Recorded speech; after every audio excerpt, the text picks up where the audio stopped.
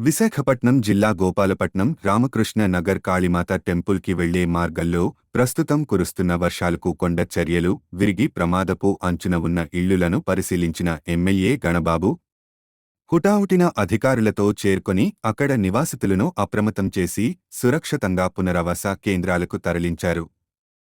యుద్ధ ప్రాతిపదికన చర్యలు చేపట్టాలని అధికారులకు తెలియజేశారు.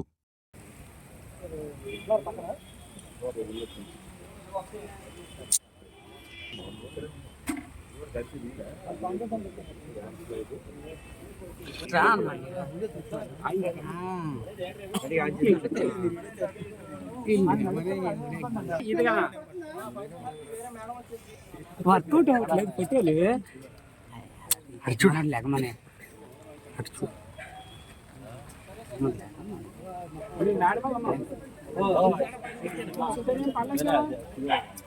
Pole purpose sir